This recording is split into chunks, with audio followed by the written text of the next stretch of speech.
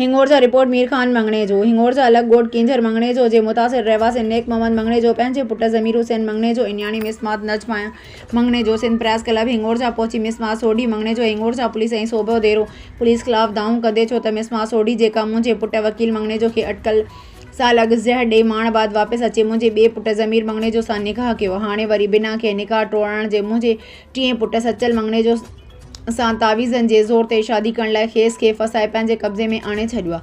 मज़कूरा मिसमात सोढी अहिड़ा तावीज़ कोट बंगलो जे रहवासी माड़ीचे खां कराए असांजो ख़ानदान घर तबाह व बर्बाद करण ते चाहे। हिननि वधीक ॿुधायो त मां पंहिंजे पुट सचल जी शादी जी तारीख़ मुक़ररु कई आहे पर ही असांजो पीछो नथी छॾे। मज़कूरा पुट सचल मंगणे जो जी शादी ॿिए हंधि कराइण था चाहियूं। उन लाइ असां पंहिंजे ज़रिए ज़मीन मां 5 पैसा 3 लखनि एवज़ खपाए रक़म गॾु कई सी पर मज़कूरा मिसमात सोढी ऐं मुंहिंजो पुट मथां कारे इल्म में अंधो करे हम सलाह थी करे असांजे ग़ैर मौजूदगी में असांजे घर जा ताला भञी करे घर में पियल ज़मीन वारा 3 लख रुपया चोरी करे विया आहिनि। अहिड़ो इतला सूबे देरो पुलिस में हिंगोर जा पुलिस खे ॾिनोसीं पर मज़कूरा पुलिस उन्हनि जवाबदारनि ख़िलाफ़ हिन वक़्त ताईं को बि कख बनी बीणो नाहे कयो। मुतासिरीन पारां वज़ीर आज़म वज़ीर आला Sindh IG Sindh police DIG Sukkur SSP Khairpur समेत आला अख्तियारनि खां पुरज़ोर अपील कई आहे त ख़ुदा असांजी हिन फ़रियाद ते नज़रसानी करे मज़कूरा मथियनि जवाबदारनि ख़िलाफ़ क़ानूनी कार्रवाई करे असांजा चोरी थियल 3 लख वापसि कराए मुंहिंजे पुट सचल जी हिन मां जान छॾाए इंसाफ़ जो तक़ाज़ो पूरो कयो वञे। वो सोडीअ भाउ कोड़े पुटरा वो छा कंदो आहे?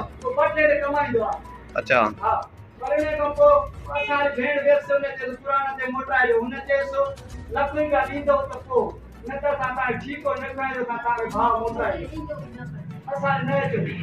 वरी माने को मां पाण पी पुट वियासीं त घर असांखे चई मां वञा थो ॾिसां थो। अच्छा पोइ उन खां पोइ अध ते मोटी आयो। अच्छा जी जी पोइ अध ते मोटी आयो पोइ ख़बर न आहे वियो जा न मोटियो। वरी उन खां पोइ कुर्बान चयोसि भाणस जी जी उन चयो त चाचा बनी ॾेई छॾियोसि भलो अथव बुखो ॾाढी आहे असां भाणस खे तव्हां कुर्बान तव्हां छा थींदो? भेड़ी जो आहे।